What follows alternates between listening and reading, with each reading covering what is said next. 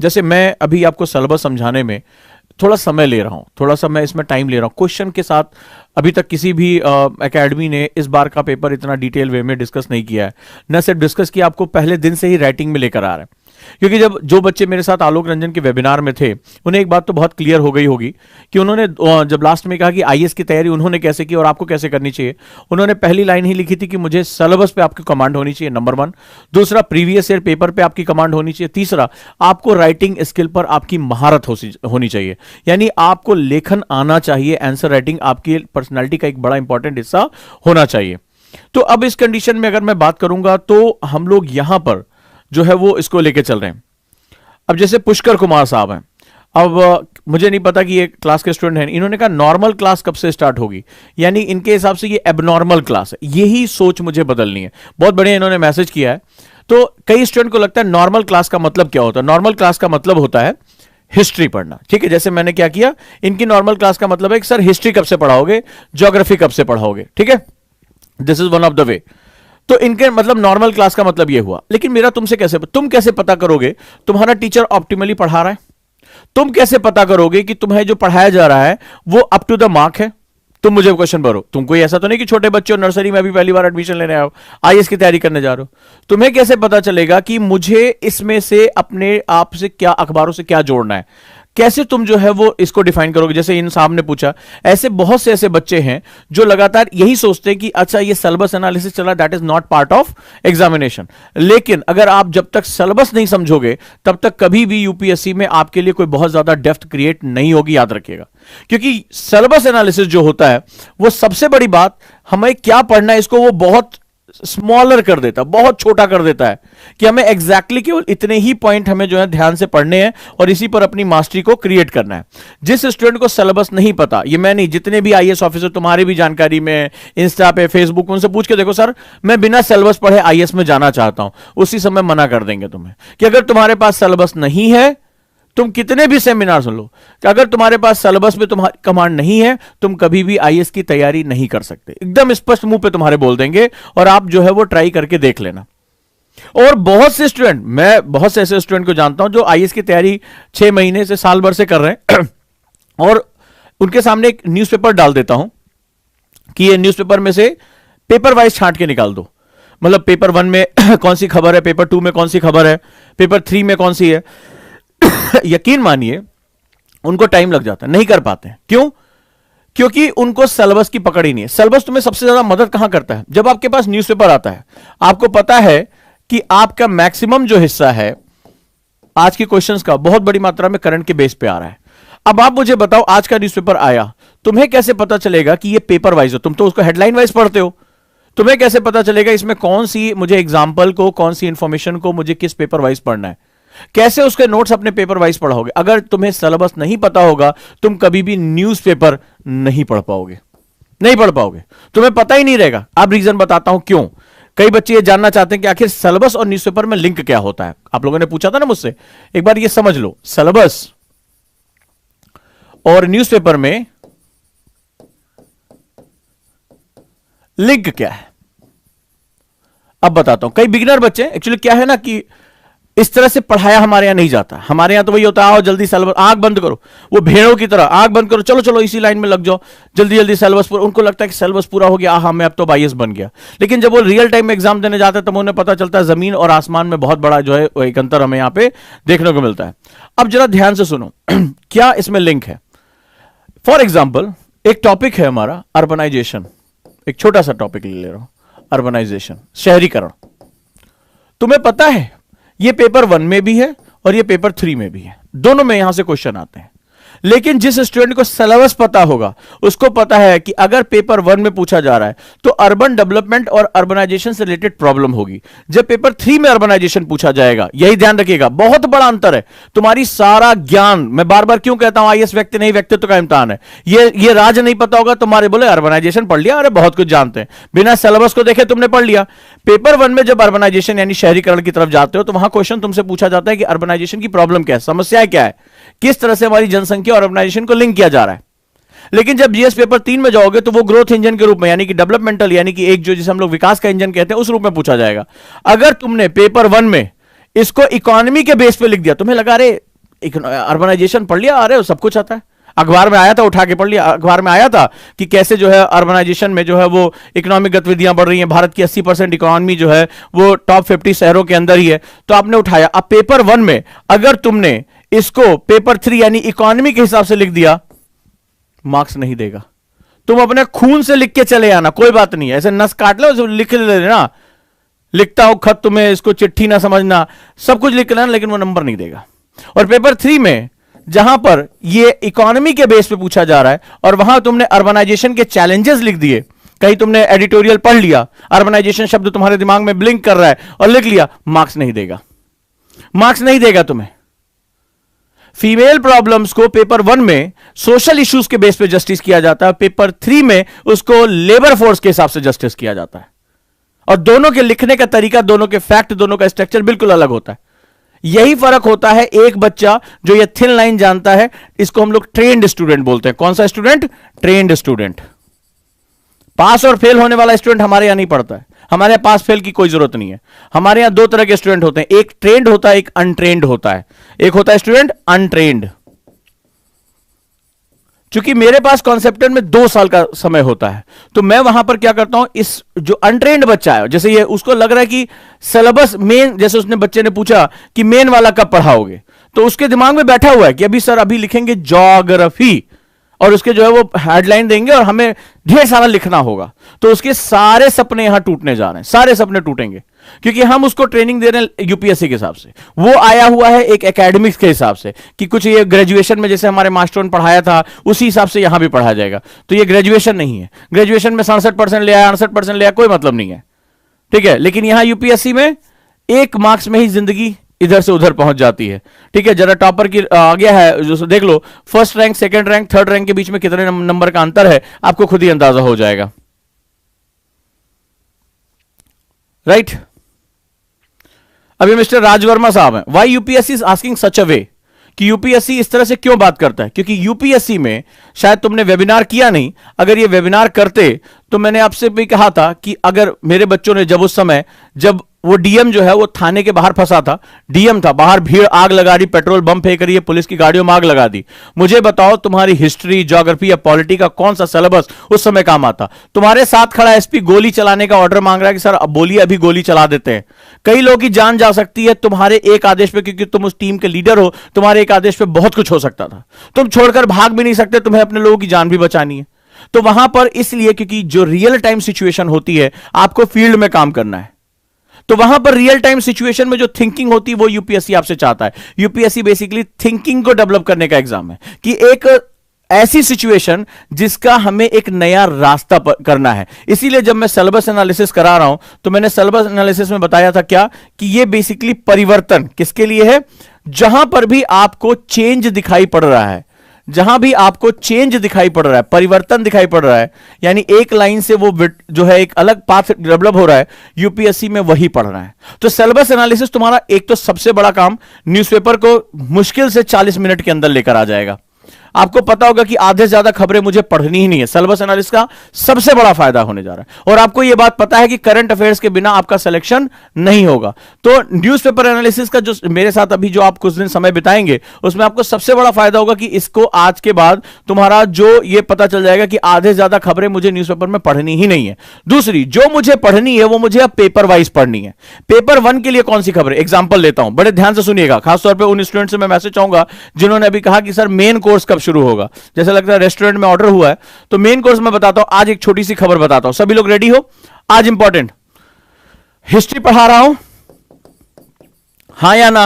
History का syllabus analysis किया, चलो एक बार फिर से दिखा देता हूं यहां पर सिलेबस एनालिसिस। अब जरा मजेदार बात देखो, यूपीएससी को अगर टॉप करना है, पहले अटेम्प्ट में टॉप करना है, जो राज बताता जा रहा हूं उस पर आप काम करना शुरू करो बड़े ध्यान से, ठीक है। यहां पर दिया हुआ है स्वतंत्रता संग्राम, इसके विभिन्न चरण और देश के विभिन्न भागों से इसमें योगदान करने वाले महत्वपूर्ण व्यक्ति और उनका योगदान, यानी कि जो freedom struggle, its various stages and important contribution from different part of the country. पढ़ लिया आपने। अब देखो, किसी ने कहा कि सर मैंने इसका प्रिंट ले लिया है, प्रिंट लेना और इसको समझना। मैंने एनालिसिस वर्ड यूज किया था, इसके बीच जमीन आसमान का अंतर देखो।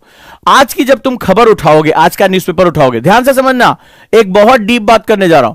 आज आपको समझ में आया होगा कि जो हमारी जो 26 जनवरी की जो परेड होती थी, हमारा गणतंत्र दिवस, अब वो 24 के बजाय 23 से शुरू होगा। और आपने कल देखा कि देश में एक बहुत बड़ी कंट्रोवर्सी भी हुई कि अमर जवान ज्योति को लेकर, और वहां देखा कि जहां पर एक समय जॉर्ज पंचम की मूर्ति थी, वहां नेताजी सुभाष चंद्र बोस की मूर्ति स्थापित की जाएगी। और 24 जनवरी से होने वाली हमारी जो गणतंत्र परेड शुरू होती थी, उसको अब हम 23 तारीख लेकर आ रहे हैं। 23 जनवरी से शुरू होगी, और 23 जनवरी नेताजी सुभाष चंद्र बोस का क्या होती है, जन्मतिथि होती है। अब इसमें क्या लिखा हुआ जरा देखो, सिलेबस इतना ये भानुमति का पिटारा है। मान लो सिलेबस में दिया हुआ है कि स्वतंत्रता संग्राम, इसके विभिन्न चरण और देश के विभिन्न भागों में इसमें अपना योगदान देने वाले महत्वपूर्ण व्यक्ति या उनका योगदान, महत्वपूर्ण व्यक्ति और उनका योगदान।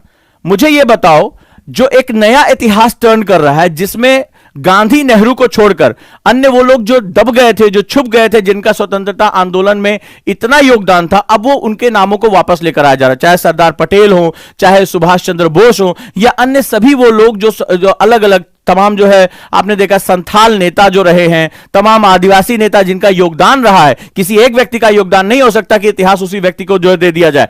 आप मुझे बताइए आज ये खबर है कि नहीं है। लेकिन अगर तुम केवल सिलेबस को इतना ही पढ़ते हो, मान लो कि स्वतंत्रता संग्राम इसके ये इतनी बड़ी खबर है, नेशन की आज सबसे बड़ी एक जो बहुत बड़ी खबर बनी है, और आप लोगों ने देखा कि यहां पर भानुमति का मिटाना मतलब पेंडोरा बॉक्स, इसमें ढेर सारी चीजें निकलनी शुरू हो जाती हैं। अब आप मुझे बताओ, इस खबर को आज के करंट अफेयर्स के साथ रिलेट हो सकते कि नहीं? लोग कहते हैं कि सर हिस्ट्री में तो करंट नहीं पूछा जाता, लेकिन अगर आज गवर्नमेंट वहां पर नेताजी सुभाष चंद्र बोस की जो है वो प्रतिमा स्थापित करने जा रही है, कल वहां पे एक 3D प्रतिमा लगाई गई थी, होलोग्राम लगाया गया था, और अब वहां पर जो है वो क्या किया जाएगा, जो हमारी इतने समय से आजादी के बाद से परंपरा चली आई थी कि 24 तारीख से 24 जनवरी से हम शहीदों के सम्मान में हम अपने 26 जो जनवरी की गणतंत्र शुरू करते थे परेड, उसको हम 23 लेकर जा रहे हैं। ये बहुत बड़ा हिस्टोरिकल इवेंट है। तो यूपीएससी ये कहेगा, यूपीएससी क्या जानना चाहता है? वो ये जानना चाहता है कि ये घटना हुई, ये एक इवेंट हुआ। ध्यान से सुनना, सबने पेपर पढ़ा? मेरी क्लास में बहुत हाईली अपडेट रहना पड़ेगा, मैं बहुत करंट के साथ अपडेट रहता हूं, और यही इसीलिए मैं जो है वो सिलेबस एनालिसिस पर इतना फोकस करता हूं। मुझे पता है कि जो सिलेबस एनालिसिस नहीं कर सकता, वो बिल्कुल ऐसे जैसे वो तुमने बाहुबली में देखा था करके जो बात करता था, उसी तरह से बात हो जाएगी। टीचर तुमसे बात करेगा जैसे वो उसमें एक दूसरी भाषा में तुमसे बोलूंगा, और तुम जो है उसी तरह ऐसे सुनते रहोगे कि क्या बात कर रहा है। तो इसी तरह वाली बात हो जाएगी जैसे वो चेन्नई एक्सप्रेस में जब शाहरुख खान एक छोटे से व्यक्ति से बात कर रहा होता है, तो बिल्कुल वही वाली हालत हो जाएगी। तो उसको बोलता है यार तुझे जो है वो हिंदी नहीं आती, मुझे तमिल नहीं आती, बिल्कुल वही बात हो जाएगी। सिलेबस बेसिकली टीचर, यूपीएससी संस्था और तुम्हारे बीच का एक कम्युनिकेशन है। तो अब इस खबर का, आज इतनी बड़ी खबर, आप सोच रहे हो कि आप आजादी के इतने सालों बाद आप पूरी एक तिथि को शिफ्ट कर रहे हो, बहुत बड़ी घटना है। यूपीएससी क्या जानना चाहता है, यूपीएससी क्या देखेगा इसमें, उसके मन में क्या बात आएगी? उसके मन में आएगी कि ये खबर आई, स्टूडेंट ने इसको पढ़ लिया कि भाई जो है वो हम 23 जनवरी से शुरू कर देंगे। यूपीएससी को यह भी पता है कि बच्चे ने पढ़ लिया नेताजी सुभाष चंद्र बोस के बारे में जो है ये जानकारी, लेकिन यूपीएससी पूछेगा कि इतनी बड़ी बड़ी बातें हो रही, क्या इस स्टूडेंट को नेताजी सुभाष चंद्र बोस का आजादी में योगदान क्या क्या है इसके बारे में उसको पता भी है? किस कारण से ये इवेंट हुआ इसके बारे में पता है? घटना आज की है, लेकिन वो इतिहास में जाकर पूछेगा। वो नेताजी सुभाष चंद्र बोस के सारे क्रियाकलापों को, सारे उनके द्वारा आंदोलन किए जाने वाले, गांधी से उनके होने वाले वैचारिक मतभेदों, उनकी विचारधारा, उनकी फिलॉसफी, इन सब के बारे में पूछेगा तुमसे। तो तुम अगर ये सोच रहे हो कि हिस्ट्री में करंट नहीं है, तो बिल्कुल गलत है, बिल्कुल गलत है, राइट?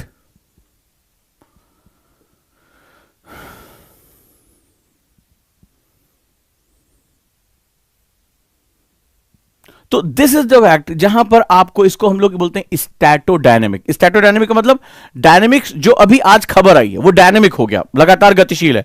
स्टैटो मतलब इस खबर का मेरे सब्जेक्ट में बेस कहां है। ठीक, वो ये नहीं पूछेगा बताओ खबर की हेडलाइन क्या थी, किस तारीख को जो है ये गणतंत्र दिवस को जो है शिफ्ट किया, एक दिन पहले जो है वो शुरू किया जा रहा है, ये इससे उसको कोई मतलब नहीं। वो ये पूछेगा कि जिस महानुभाव की बात हो रही है, जिस महान जो है वो व्यक्ति की बात हो रही है, और जहां पर हम लोग इसके स्थापना की बात कर रहे हैं, उसका बेसिक इतिहास क्या है, उसका हमारे स्वतंत्रता आंदोलन में क्या योगदान है, उसकी विचारधारा क्या थी, किस लिए गांधी और जो है इनके बीच में कॉन्फ्लिक्ट हुआ। तो ये बहुत सी चीजें जो है वो लगातार तुम्हारे लिए इंपॉर्टेंट हो जाती हैं। ये होता है मैजिक ऑफ सिलेबस। जिस स्टूडेंट को सिलेबस पता है, उसको पता है कि मुझे कहां तक तैरना है। अदरवाइज ज्यादातर स्टूडेंट इस यूपीएससी नाम की जो ये गहरी नदी है इसमें डूब ही जाते हैं, डूब जाते हैं। क्यों? उनको पता होता है कि उनको यही नहीं पता कि इसकी गहराई, इसका परास कितना है, और ये तुम्हें सिर्फ सिलेबस बता सकता है। ठीक है, चलिए आगे बात करते हैं। और मैंने आप लोगों को क्वेश्चन होमवर्क करने के लिए दिया था ओजांग टेस्ट प्रैक्टिस पर, वो सारी ई बुक अवेलेबल है, सभी को ये बात पता है, राइट? तो अब हम लोग हिस्ट्री में बात कर रहे थे, यहां पर हमारा डिस्कशन हुआ था वो सभी पॉइंट्स, वो सभी लोग, वो सभी घटनाएं जिन्होंने इतिहास में एक क्या किया था, एक डायमेंशन क्रिएट किया। और ये देख लेना बहुत महत्वपूर्ण, क्यों? क्योंकि इतिहास का एक तरह से पुनर्लेखन हो रहा है, इतिहास को रीराइट किया जा रहा है। History is now going to rewrite. बहुत लंबे समय तक जो नेहरूवियन हमारे जो हिस्ट्री थी या हमारी जो ब्रिटिश हिस्ट्री थी वही हमें पढ़ाई जा रही थी। अब हम भारतीय खुद अपनी लीजेसी को सर्च कर रहे हैं। हम उन लोगों को सर्च कर रहे हैं जो नेहरू, गांधी के इतर भी बहुत से लोगों का योगदान था, आप लोगों को पता भी नहीं, हमारे आदिवासियों का भी योगदान था, नॉर्थ ईस्ट के लोगों का योगदान था, लेकिन वो सभी इतिहास के पन्नों में कहीं दब गए हैं, केवल कुछ ही लोग हाईलाइट हैं। और जब कोई व्यक्ति आंदोलन करता है, जैसे आपने देखा होगा कि अगर गांधी और नेहरू, गांधी और सुभाष चंद्र बोस के विचार एक जैसे होते तो कभी भी कॉन्फ्लिक्ट नहीं होता। आखिर ऐसा क्या विचार था नेताजी सुभाष चंद्र बोस का जो गांधी से अलग था? ये फिलॉसफी है, क्योंकि आंदोलन इन्हीं विचारों पर खड़े किए जाते हैं। जहां गांधी कहते हैं कि अहिंसा परमो धर्मा, अहिंसा की बात कर रहे हैं, वो अहिंसा को आगे लेकर जा रहे हैं, सारे आंदोलन नॉन वायलेंस पे हो। चौरी चौरा कांड के बाद उन्होंने आंदोलन वापस ले लिया। वहीं नेताजी कहते हैं तुम मुझे खून दो, मैं तुम्हें आजादी दूंगा। इसका मतलब क्या? There is a lot of philosophical differences, बहुत बड़ा जो है वो एक दार्शनिक जो है दोनों के बीच में हमें अंतर दिखाई पड़ता। तो हमें यूपीएससी चाहेगा कि तुम इस अंतर को समझो, इस अंतर को जानो। जब तक इस डेप्थ को नहीं जानोगे तब तक ये पूरा का पूरा समय जो है वो तुम्हारे लिए किसी काम का नहीं होगा, राइट?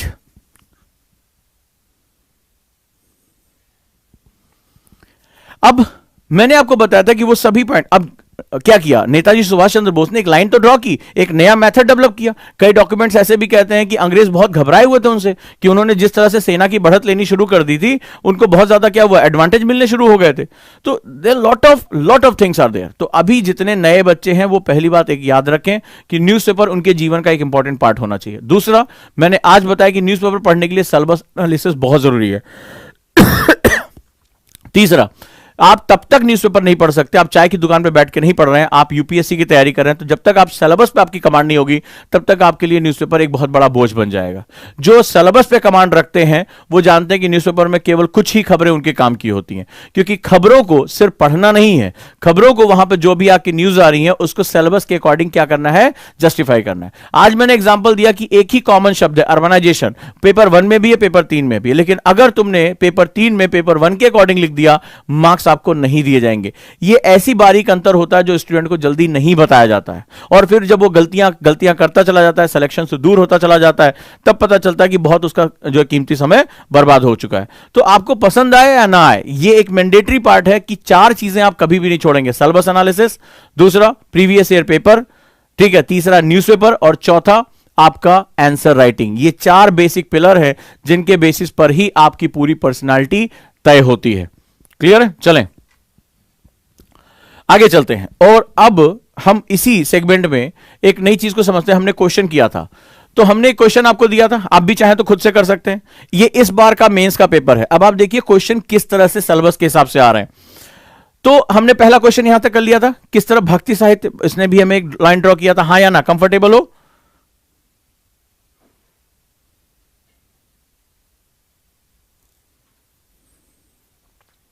अब पूनम ने लिखा न्यूज़पेपर कैसे पढ़ें ये भी बता दो। बता तो रहा हूं, जब तक सिलेबस पे तुम्हारी कमांड नहीं होगी कि सिलेबस क्या है, सिलेबस की लैंग्वेज क्या है, तब तक न्यूज़पेपर आप नहीं पढ़ सकते।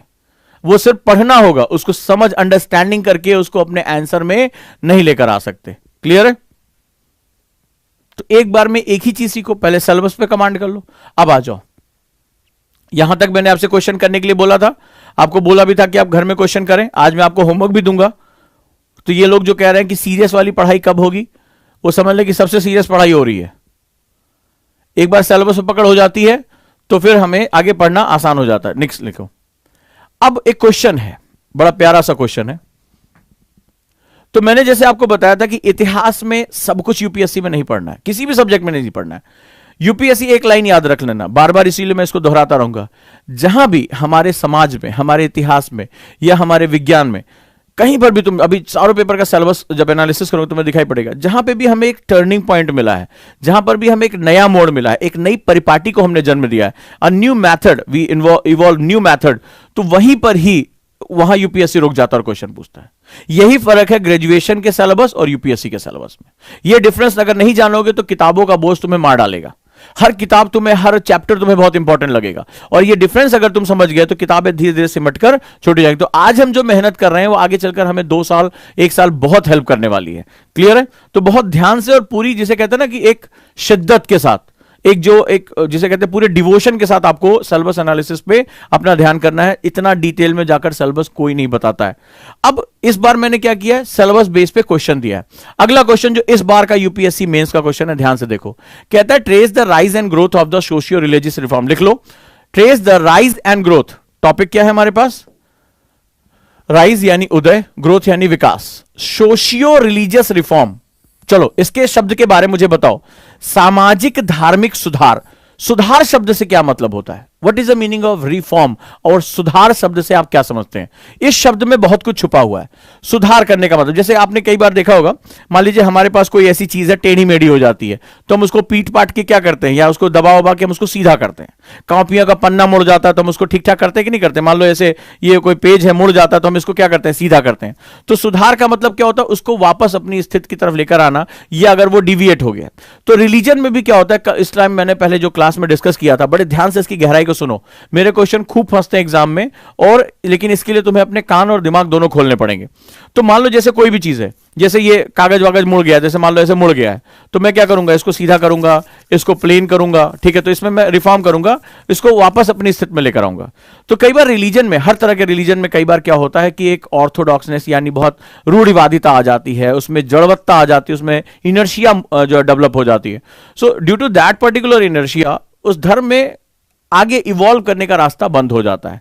तो उसको रिफाइन करना पड़ता है, उसको सुधार करना पड़ता है। समाज में भी यही होता है, रिलीजन में भी ये होता है, पॉलिटिक्स में भी ये होता है, इकोनॉमिक्स में भी, हर जगह हर बार वो चीज अपनी जगह से क्या होती है, हटने लगती है। सो हमें उसको क्या करना पड़ता है, करेक्टिव मेजर्स लेने पड़ते हैं, हम उसको सुधार की प्रक्रिया में लाना पड़ता है। इकोनॉमी को देखो, इकोनॉमी चलते चलते चलते चलते अचानक से क्या हो जाएगा, इन्फ्लेशन आ जाएगा, अचानक से रुकावट हो जाएगी, तो हमें इकोनॉमिक रिफॉर्म्स करने पड़ते हैं। 1991 में हमने क्या किया था, इकोनॉमिक रिफॉर्म किया था। आपने सुना होगा, 10th 12th में पढ़ा होगा, नहीं तो आप पढ़ेंगे। जब हम पॉलिटिक्स की, आज हम देखिए, आप तमाम स्टेट में पॉलिटिक्स हो रही है, जाति धर्म के बारे में बात हो रही है। अगर आप लोगों ने एडिटोरियल कल का भी पढ़ा होगा तो उसमें इलेक्शन रिफॉर्म्स के बारे में बात आ रही है, हाँ या ना, कि हमें चुनाव सुधार करने होंगे, हमें पुलिस सुधार करने होंगे। आज भी पुलिस सुधार के ऊपर आया हुआ है कि भाई पुलिस कानून व्यवस्था की, यानी कि हमारे पास जो हमारा बेसिक लॉ एंड ऑर्डर है उसका पहला मेजरमेंट होता है, लेकिन हमारी पुलिस अंग्रेजों के कानूनों से चल रही है। हम आजाद भारतीयों में हमें पुलिस सुधार करने होंगे, आज के पेपर में दिया हुआ है, आज भी आप पढ़ सकते हैं।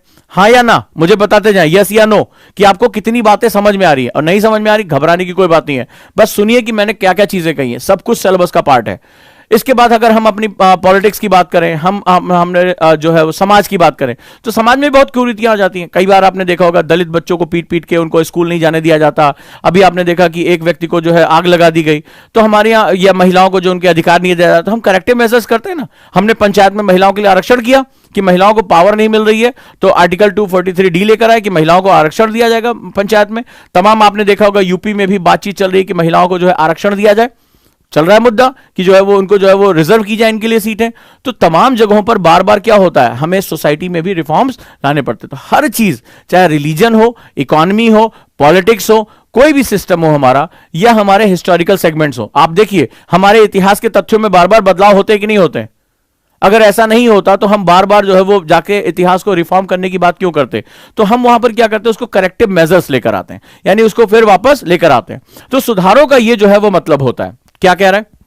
कह रहा है यंग बंगाल एवं ब्रह्म समाज के विशेष संदर्भ में। अब दो चीजों, यानी यंग बंगाल और ब्रह्म समाज, ये दोनों क्या थे? ये दोनों वो जो है आंदोलन थे, वो ऐसे जो है इन्होंने एक ऐसे फेडरेशंस बनाई, एक ऐसा ग्रुप बनाया जिसने जो बनी बनाई परपाटी थी उससे कुछ लीक से हटकर इन्होंने काम किया और रिफॉर्म करने की कोशिश की, यानी शुद्ध करने, उसमें जो है वो क्या हुआ, परिवर्तन लाने का प्रयास शुरू किया। कहता है कि आंदोलनों के उत्थान तथा विकास को रेखांकित कीजिए। आपको इसका आंसर नहीं पता, कोई बड़ी बात नहीं है ना, मैं तुमसे आंसर के भी डिस्कशन करने जा रहा हूं। मैं क्या डिस्कस कर रहा हूं, मैं ये बात कर रहा हूं कि सिलेबस और सिलेबस में किस तरह के क्वेश्चन आते हैं। मैंने अभी क्या बताया, जहां जहां आप क्वेश्चन पेपर देखते जाना, जहां जहां हमें पॉइंट ऑफ चेंज मिल रहा है, क्या मैंने आपसे बताया था? Point of change. जिस दिन तुम इस बात को समझ जाओगे ना, तुम्हें यूपीएससी का सिलेबस बहुत छोटा लगने लगेगा, बहुत छोटा लगने लगेगा। तुम्हारे लिए न्यूज़पेपर, बुक्स, सब कुछ अट्रैक्शन का पार्ट बन जाएगा, मुझे यहां से लेना है। तो अब इसके में तुमने देखा कि क्वेश्चन क्या कह रहा है, आंसर खुद से ट्राई करो, यहां मैंने दे रखा है। ओजांग टेस्ट प्रैक्टिस पे जाओगे, ई बुक्स के फॉर्म में तुम्हारे पास हिंदी इंग्लिश दोनों में दिया हुआ है। कह रहा trace the rise and growth of the socio religious reform. तो अब समझ में आया रिफॉर्म का मतलब क्या होता है, उसको दोबारा उस रूप में लेकर आना। Movement with special reference to the young Bengal and Brahmo Samaj. तो ये दो इवेंट्स को उसने क्या किया, चेंज किया। इनको लॉन्च करने वाले लोगों के बारे में तो पर्सनालिटीज थी ना सिलेबस में, कि उन्होंने जिन्होंने समाज में एक नया परिवर्तन लिया। तो जो जड़वत्ता थी, जो समाज में जो है वो कुरीतियां थी, जो एक बैड प्रैक्टिसेस थी, उनको इविल प्रैक्टिसेस को क्या किया, रिमूव करके नई प्रैक्टिसेस की बात की। चाहे वो विडो रीमैरिज हो, विधवा विवाह की बात हो, सती प्रथा को हटाने की बात हो रही है, बाल विवाह को रोकने की बात हो रही है, या जो एक जिसे कहते हैं कि एक जो जड़वत है, रूढ़िवाद है, उससे निकलकर कुछ नया सोच, कुछ नई जो है वो एक नई थिंकिंग के बारे में बात हो रही है। तो इस तरह से अगर हम बात करें तो ये हमारा क्वेश्चन क्या फिर हमें क्या प्रूव करता है, पॉइंट ऑफ चेंज। हिस्ट्री में जहां हमें पॉइंट ऑफ चेंज दिख रहा है, क्योंकि पॉइंट ऑफ चेंज ही तुम्हारा जीवन है। You will be the point of change. आने वाले समय में कौन होगा पॉइंट ऑफ चेंज? तुम होगे। तुम जिस डिस्ट्रिक्ट में जाओगे वो डिस्ट्रिक्ट समस्याओं से घिरा होगा। तुम जहां के डीएम बन के पहुंचोगे वो बिल्कुल समस्याओं से घिरा होगा। कहीं पीने का पानी नहीं होगा, कहीं बहुत बड़ी आबादी जो है वो 20 लीटर पीने के पानी के लिए मीलों दूर जाती होगी, कई बच्चे स्कूल नहीं जाते होंगे, बच्चों में नशे की समस्या होगी, कई महिलाओं को घर से बाहर निकलने का जो है वो मौका नहीं मिलता होगा, उनको अपनी जो है वो पावर एक्सरसाइज करने का मौका नहीं मिलता होगा, कहीं अवैध खनन हो रहा है, कहीं पर्यावरण को नुकसान पहुंचेगा। ये जब तुम जाओगे तो ये तुम्हें गिफ्ट में दिया जाएगा समस्याएं, और तुम पॉइंट ऑफ चेंज होगे। तुम्हारे किसी भी क्षेत्र में लिए गए स्टेप्स जो होंगे, इनिशिएटिव्स होंगे, तुम्हारे वाइज स्टेप जो होंगे, वो वहां के लोगों के जीवन के ऊपर बहुत बड़ा फर्क डालेंगे, बहुत बड़ा अंतर डालेंगे। यही वो पॉइंट है जहां पर यूपीएससी को आप पकड़ सकते हो कि this is the point of change. क्यों सिलेबस में उठाते यूनिवर्सिटी, किसी भी टॉप यूनिवर्सिटी का सिलेबस उठा के डाल देते? नहीं डाला ना। उन्होंने उन्हीं घटनाओं, उन्हीं व्यक्तियों, उन्हीं लोगों, उन्हीं संस्थाओं को क्यों डाला जिन्होंने इतिहास में पॉइंट ऑफ चेंज डेवलप किया है, यानी पॉइंट ऑफ चेंज के रूप में एस्टैब्लिश हुए हैं। क्यों? क्योंकि आपकी भी सर्विस क्या है, आपके लिए पॉइंट ऑफ चेंज है। आप ही परिवर्तन के बिंदु होगे। जब आप जाओगे यूपीएससी में, जब आप डीएम बनोगे या और भी पोस्ट पे जाओगे, तो आपको ये सारी चीजें गिफ्ट मिलेंगी। पता चला कि बच्चे स्कूल नहीं जाते, सरकारी स्कूल में नशा करते हैं, वो जो है व्हाइटनर सूंघते हैं, तो आपको उसके लिए स्टेप उठाना पड़ेगा। आप बच्चों को उठा के जेल में नहीं डाल सकते हो। आपको उन्हें मुख्य धारा में लाने के लिए अब आपको कोई किताब भी नहीं मिली है कि भैया किताब पढ़ो और इसको पढ़कर बच्चों को जो है नशा मुक्त कर दो। आने वाली पीढ़ी खराब हो जाएगी, ह्यूमन रिसोर्स खराब हो जा रहा है। आप अपने वाइज डिसीजन, समाज के लोगों को इकट्ठा करना, बच्चों की काउंसलिंग करना, मनोवैज्ञानिकों का जो है वो प्रभाव वहां डालना, स्कूल व्यवस्था अच्छी करना, उनको प्रेरित करना, ये सारे प्रयास करोगे तब आपकी वजह से वो बच्चे स्कूल लौट पाएंगे। और अगर वो लौट जाते हैं तो आप जिस जिले में गए हो, आपका जो काम है वो पॉइंट ऑफ चेंज के रूप में जाना जाएगा। आपका काम एक इतिहास बन जाएगा। सिंपल सा फंडा है। डन? तो इस क्वेश्चन को समझ गए? चलिए, और हम क्वेश्चन आंसर इसमें दिया हुआ है, आप चाहे तो ओटीपी पे जा सकते हैं। मैं एक बार क्वेश्चन डिस्कस कर लेता हूं कि सिलेबस के हिसाब से मेरे पास क्या क्या सेगमेंट्स आए हैं। चलिए आ जाइए। कहता है assess the main administrative issue and socio culture. अच्छा, आप मुझे बताओ, जिसको इसको मैंने सिलेबस बताया है, खासतौर पे वो भाई साहब जिन्होंने कहा था कि मेन पढ़ाई कब शुरू होगी, आ जाइए सर। अभी मैंने सिलेबस लास्ट टाइम भी डिस्कस किया था, ये सिलेबस का कौन सा पार्ट है प्लीज डिफाइन करें। क्वेश्चन आया हुआ है, ये इस बार 2021 का मेंस का क्वेश्चन पेपर है, अभी जो हुआ है अभी जनवरी में, मुश्किल से एक हफ्ता हो रहा है। Assess the main administrative issue and socio culture problem in the integration process of the Indian princely states. ठीक है, कहता है भारतीय रियासतों के एकीकरण की प्रक्रिया में मुख्य प्रशासनिक मुद्दों एवं सामाजिक सांस्कृतिक समस्याओं का आकलन करिए। चलिए,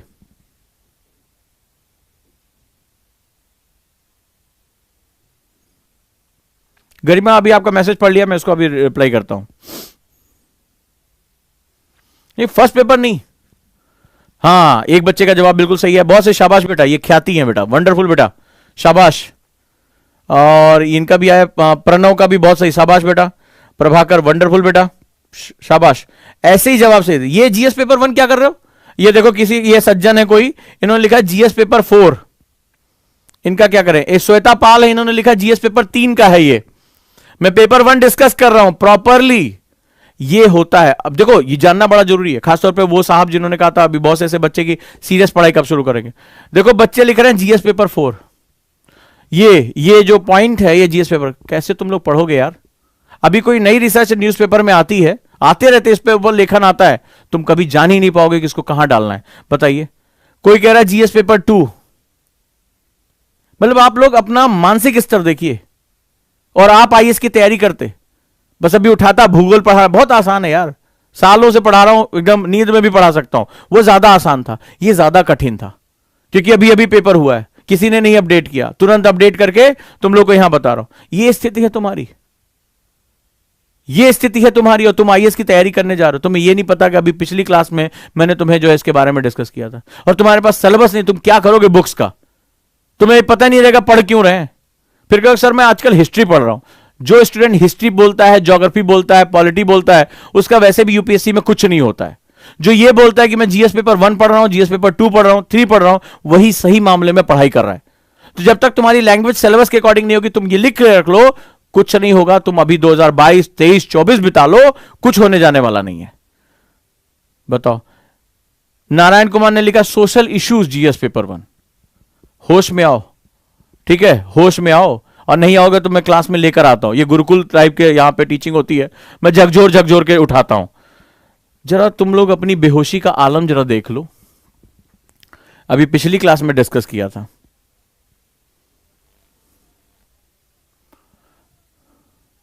स्वतंत्रता के पश्चात देश के अंदर एकीकरण और पुनर्गठन। सिलेबस तुम्हें नहीं पता और तुम चल रहे हो आईएएस की तैयारी करने, और पूछ रहे हो कि ज्योग्राफी कब पढ़ाएंगे। हाँ देख लो, ले हुआ है ना, ये देखो यहां पे दिया हुआ है, post independence consolidation and reorganisation within the country, है कि नहीं है? जीएस पेपर 1 का हिस्ट्री का पार्ट है ये। आयुष शर्मा लिख रहे हैं कि आर्ट एंड कल्चर, ये आर्ट एंड कल्चर का पार्ट है। बहुत बढ़िया। सिर्फ 5-6 बच्चे थे जिन्होंने जवाब सही दिया, सिर्फ 5-6 बच्चे। और जब तुम्हें पता ही नहीं है कि पेपर कहां से आ रहा है, क्या चीज पूछेगा, कहां से तुम तैयार कर पाओगे? इसमें लगातार तुम्हें अपडेट करना पड़ेगा। अभी तमाम नए नए आर्टिकल आए थे, तमाम जो है वहां पर बातचीत, कई बार जो है जूनागढ़ का मुद्दा बार बार उठ जाता है, कई बार हैदराबाद का मुद्दा उठ जाता है, ऑपरेशन पोलो का मुद्दा उठ जाता है। अभी गोवा का जो है, आपने देखा गोवा का भी कुछ दिन पहले जब गोवा का पुनर्स्थापना दिवस हुआ था, आजादी की जो सालगिरह मनाई गई थी, वहां पर भी आर्टिकल आए थे। तो आप न्यूज़पेपर से कभी नया उठा ही नहीं पाओगे, क्योंकि आपको तो पता ही नहीं, आप तो बेहोश हो ना। तुम तो आईएएस की तैयारी करने आए, कैसे करना है तुम्हें थोड़ा पता। मौसी का घर ढूंढ रहे हो, कहां है नहीं जानते, मौसी घर जाना है, बस खाली मौसी घर ढूंढो तुम लोग। यही चीज, इसीलिए मैंने कहा था पहले तोड़ूंगा फिर जोड़ूंगा। मुझे पता है कि ढेर सारी गलत फहमियों के साथ तुम आईएएस की तैयारी करने आ रहे हो, फिर कहते हो सर हमारा तो आईएएस में हुआ ही नहीं, सर कोचिंग ठीक नहीं थी, टीचर ठीक नहीं था, राहु केतु भी खराब थे, ठीक है, शनि भारी था, 7.5 चल रही थी, सारी चीजें तुम्हें खराब। लेकिन तुम ये नहीं देखो कि तुमसे क्या गलती हो रही है, तुम्हें यूपीएससी की लैंग्वेज ही नहीं पता।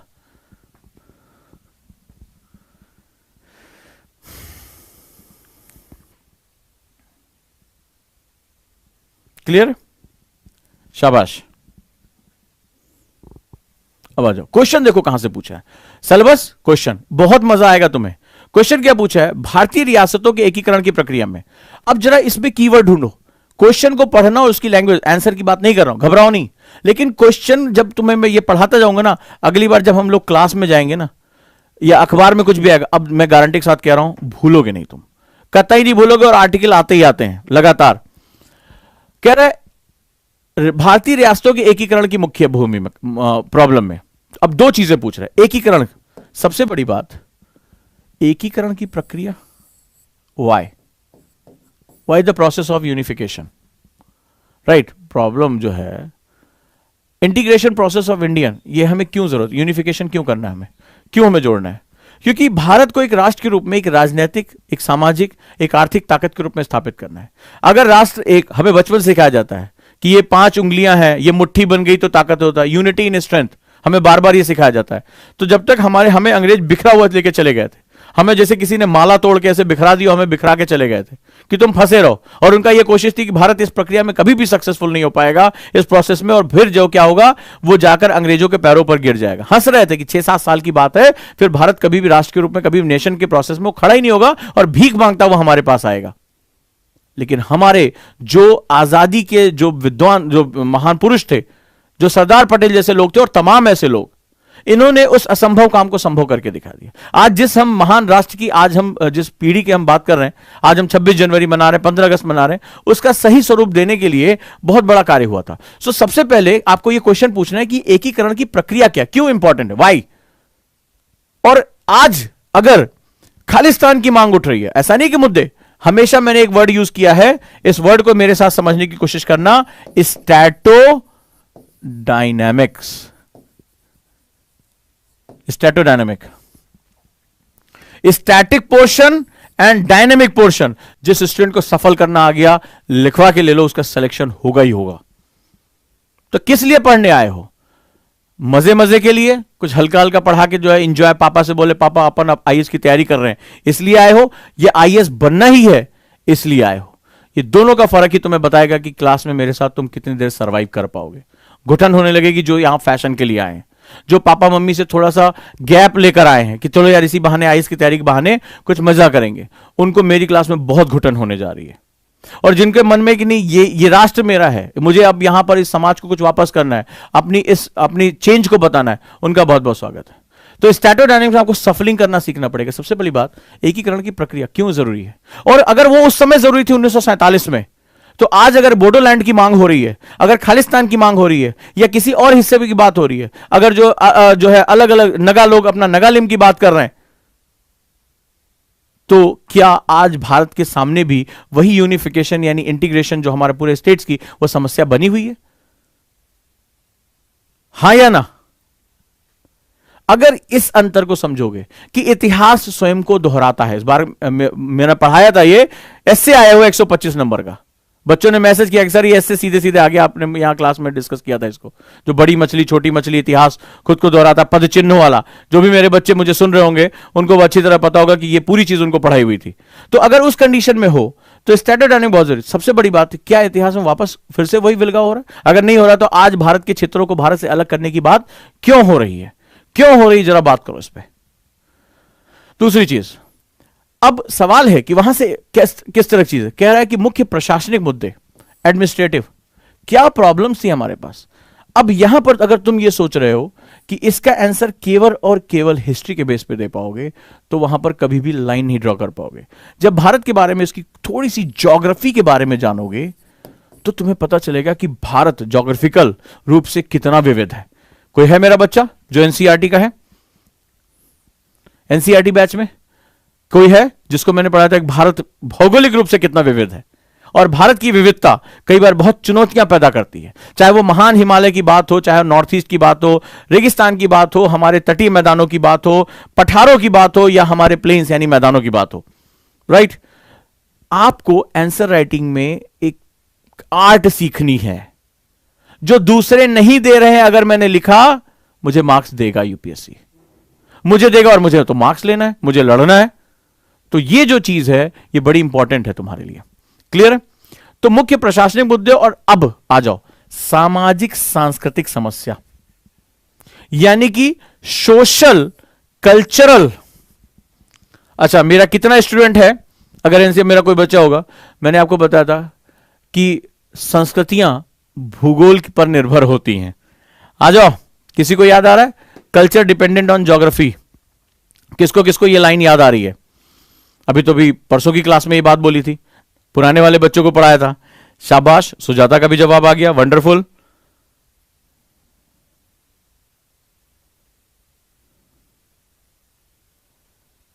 अब मुझे आंसर लिखना है। आंसर में कितनी ट्रिक डाली है देखो। यूपीएससी एक ही क्वेश्चन के अंदर जान फूंक देता है।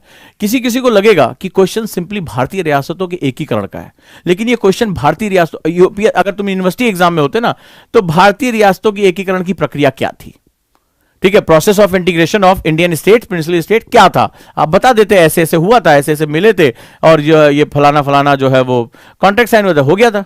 लेकिन इस क्वेश्चन की डेप्थ देखो, वो एक क्वेश्चन के अंदर गागर के अंदर सागर भरता है, इसी का नाम यूपीएससी है। गागर के अंदर सागर है, मतलब उसमें आपको सब कुछ निचोड़ लेता है।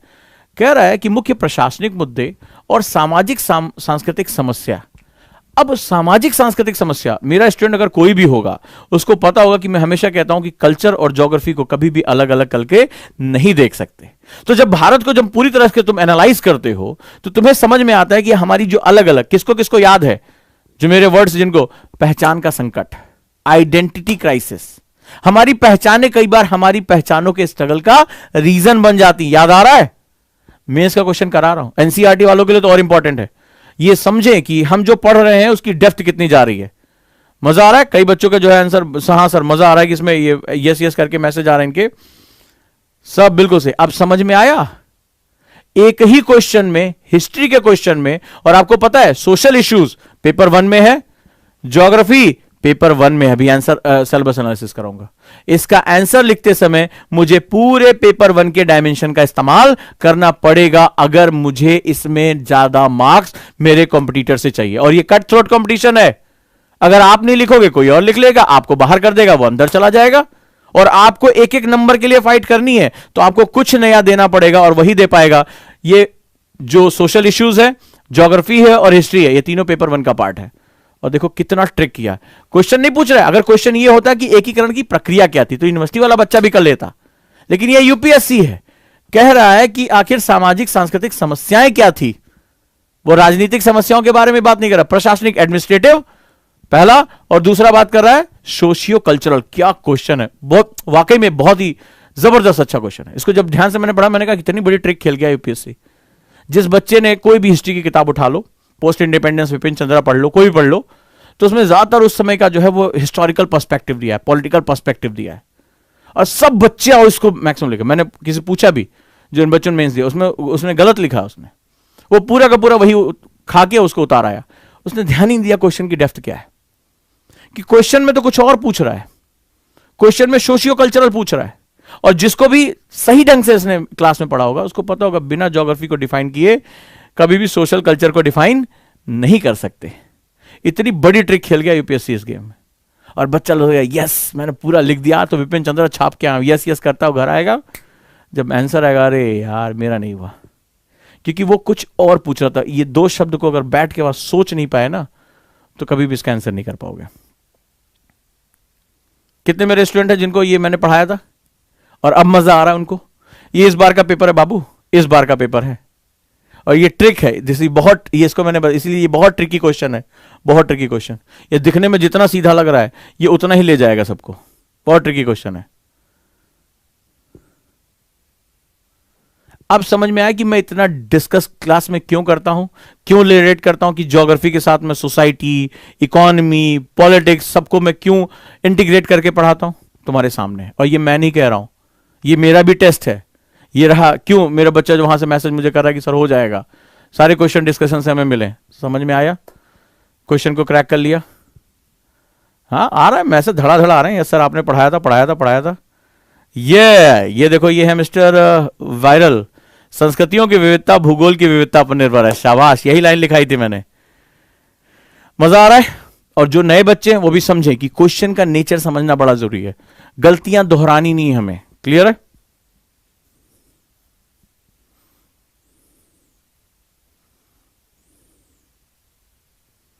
निधि ने लिखा है कि सर दोनों क्लासेस लिंक होने पर बहुत मजा आ रहा है, कॉन्फिडेंस तुम्हारा बढ़ रहा है। मेंस का क्वेश्चन हिट कर रहे हो, मेंस में लिखे हुए बच्चा गलत करके आया, वो खाली विपिन चंद्रा में उसने क्या किया, पॉलिटिकल डायमेंशन लिखता चला गया। उसने सोचा भी नहीं कि यहां गेम कितना बड़ा खेल गया यूपीएससी।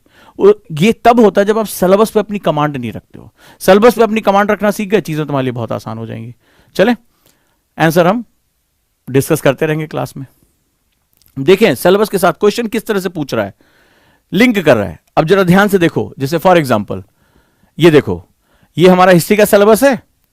ये देखो भारतीय समाज की मुख्य विषय, ये सोशल इश्यूज हैं, भारत की विविधता, महिलाओं की भूमिका, महिला संगठन, जनसंख्या, संबंध मुद्दे, गरीबी, शहरीकरण, उनकी समस्या और उनके रक्षोपाय। ठीक है, role of women, women organisation, silent Indian society की खास बातें, ठीक है, मेंस में मैंने पढ़ाया भी था, आपको याद होगा मेंस के बच्चों को। तो अब क्या हो रहा है, इसी को उसने हिस्ट्री के साथ जोड़ दिया। अब ये इंडियन सोसाइटी, भारतीय समाज का सिलेबस है, ये हिस्ट्री का सिलेबस है, और इसके नीचे भूगोल का सिलेबस है। आपने देखा कि क्वेश्चन को कैसे उसने मर्ज किया, कैसे उसने लपेटा। जो स्टूडेंट सिलेबस पे अपनी कमांड नहीं कर पाएगा, उसके लिए यूपीएससी में अंदर घुसना बहुत मुश्किल है। उसके लिए उसकी किताबें वो बस रटेगा, न्यूज़पेपर तो कतई नहीं पढ़ पाएगा, समझने की तो खैर बात ही छोड़ दो।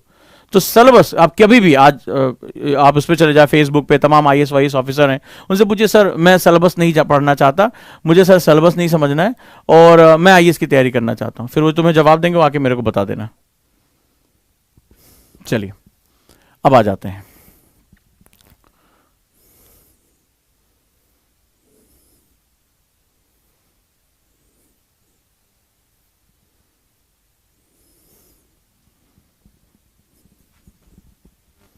क्लियर? चलो क्वेश्चन लिख रहे हो तुम लोग, लिखते जाओ। To what extent did the role of moderates prepare a base for the wider freedom movement? Comment. ये इस बार जो है वो बड़ा ट्विस्टिंग क्वेश्चन आया था। नरमपंथियों की भूमिका ने किस हद तक व्यापक स्वतंत्रता आंदोलन के लिए आधार तैयार किया? टिप्पणी करें। क्या यह सिलेबस में है? क्या सिलेबस में है?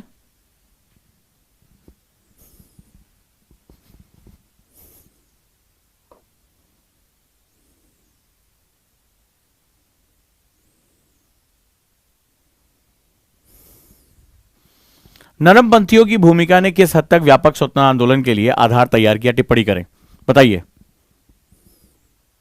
To what extent did the role of the moderate prepare a base for the wider freedom movement? Is it? पहले आइडेंटिफाई करो, सिलेबस में है।